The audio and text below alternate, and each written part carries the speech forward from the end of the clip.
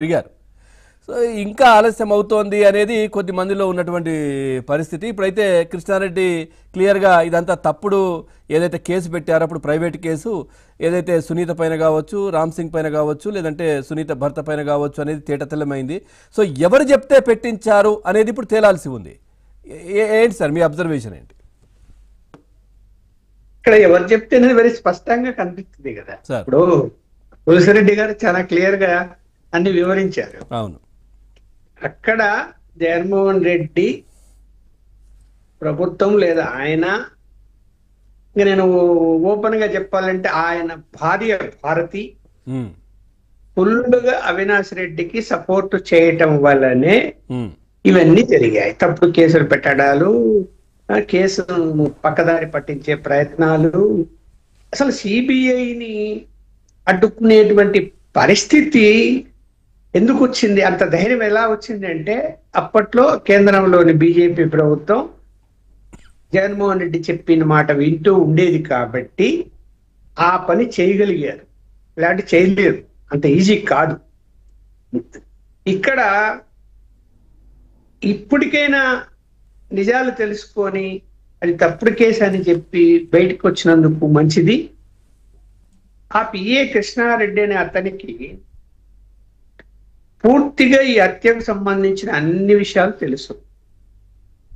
తెలిసి కూడా తాను అరే ఆయన దగ్గర పిఏగా పనిచేశాను, దుర్మార్గంగా ఆయన చంపాడు మా నాయకుడిని, లేకపోతే మా బాస్ని, నాకు అన్నం పెట్టాడు అని వానికి బుద్ధి ఏమైనా ఉందా? వాడు ఆయనకు వ్యతిరేకంగా వ్యవహరిస్తాడా? ఆయన పిల్లల పైనే, ఆయన కూతురు పైనే కేసు పెట్టారు మళ్ళీ రిటర్న్ గిరా. అదే అంటే ఆయన అంటే నువ్వు కూతురు మీద, అల్లుడి మీద, తర్వాత సిబిఐ మీద కేసు పెడతాడా? అంటే వానికి ఎంత ధైర్యం ఉండాలి చెప్పండి. అంటే వెనక ఎంత ప్రోత్సాహం ఉండాలి, అన్ని మేము చూసుకుంటాలేవయ్యా అని. ఇక్కడ వాడికి ఆయన మీద ఎందుకు కోపం వచ్చిందని నాకు తెలిసిన సమాచారం చెప్తా. ఒక ల్యాండ్ సెటిల్మెంట్ లో బెంగళూరులో వివేకానంద రెడ్డి సెటిల్మెంట్ చేస్తే వీడు అందులో పర్సెంటేజ్ అడిగాడు ఆయన. అంటే వీడు అడిగి అది ఆయన అలా ఎలా కుదురుతుంది, ఇప్పుడు తర్వాత చూద్దాం పో అని చెప్పి ఆయన నువ్వు ఎట్లా అడుగుతావయ్యా అని చెప్పి ఆయన వాదించిన తర్వాత వీడికి ఆయన మీద ద్వేషం పెంచుకొని ఉన్నాడు. ఓకే, ఇక్కడ సరే ఎన్ని చెప్పినా కూడా మనం ఇవాళ ఎన్ని చెప్పినా ప్రయోజనం లేదు. ఎందుకంటే 6 సంవత్సరాలు దాటిపోయినా కూడా ఇంకా అది ఒక కొలిక్కి రాని పరిస్థితే ఉంది. ఈ రోజు కూడా స్పష్టంగా లేదు ఎవరు చంపారు, ఎందుకు చంపారు అని. ఆర్గ్యుమెంట్ రాజకీయ కారణాల, ఆర్థిక కారణాల అనేది రెండు మీద. ప్రజా కోర్టులో ఏమైంది, ఎవరు చంపారనేది ఒక క్లారిటీ వచ్చిందని మాట్లాడుకుంటుంటారు కదా.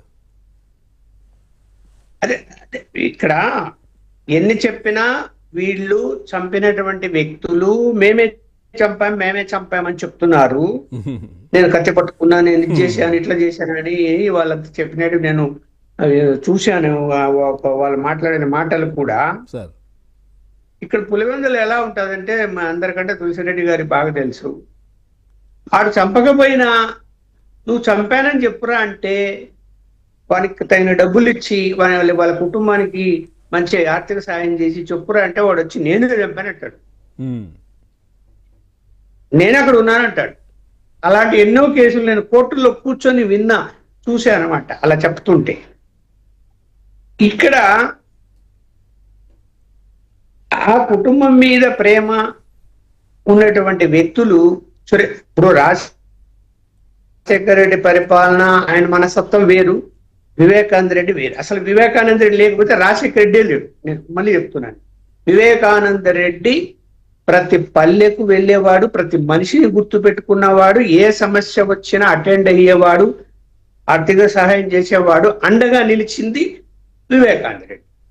ఆయన ఉపయోగించుకొని రాజకీయంగా పైకి వచ్చింది రాజశేఖర రెడ్డి. ఈ విషయము బుద్ధి ఉన్న జగన్మోహన్ రెడ్డికి తెలీదా కుటుంబంలో? అలాంటి వ్యక్తిని నువ్వు చంపిన వాళ్ళ మీద చర్య తీసుకుంటామనేటువంటి ఆలోచన లేకుండా, అది ఎవరైనా కావచ్చు,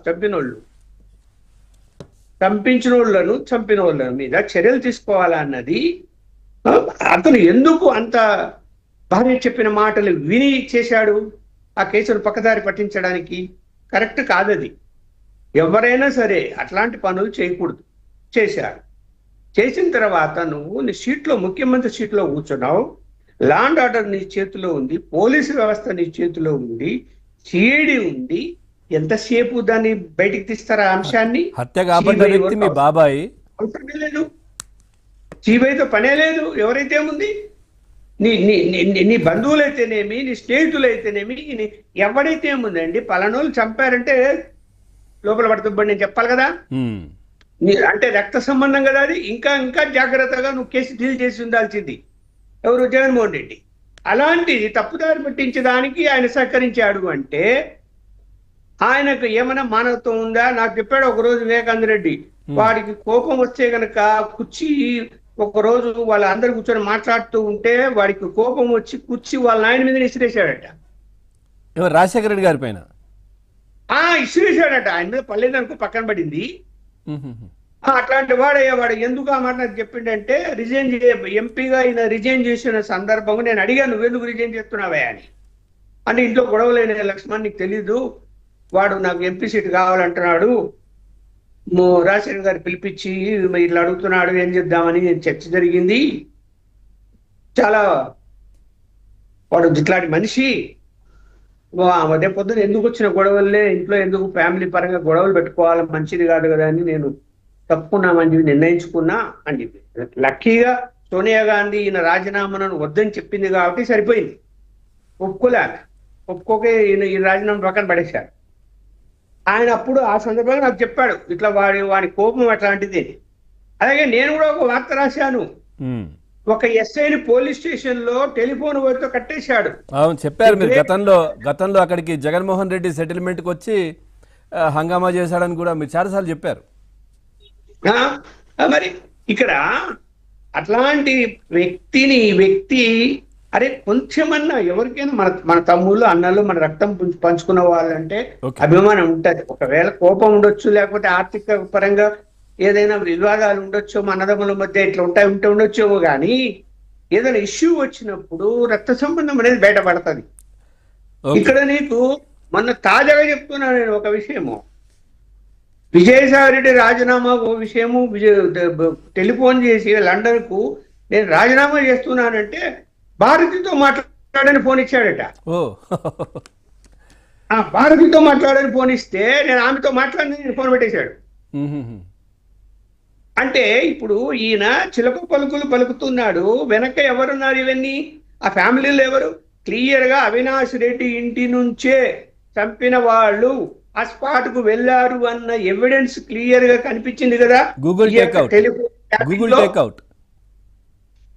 టెలిఫోన్ ఎక్కడ ఉన్నాయి ఆ ఈ మొబైల్ ఫోన్ ఆ సమయంలో ఎక్కడుంది అంటే అవినాష్ రెడ్డి వాళ్ళ ఇంట్లో, అంటే భాస్కర్ రెడ్డి వారి ఇంట్లో ఆ ఫోన్లు ఉన్నాయని తేలింది కదా. ఈ చంపిన వాళ్ళలో 2 ఫోన్లు.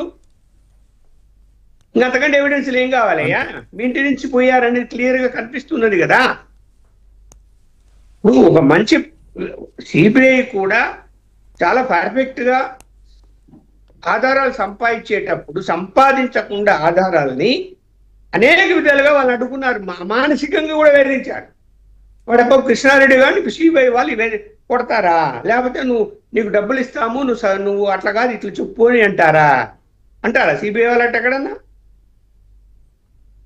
ఏం అవసరం ఉంది వాళ్ళకి? Okay, right right right. Sir Surendra Naidu గారు నమస్తే. నమస్తే సార్. ఇప్పుడు ఈ కేసు ఏదైతే ఉందో ఇప్పుడు కృష్ణారెడ్డికి సంబంధించి, అంటే ఇదంతా ఫాల్స్ కేసు పెట్టారు ఆయన.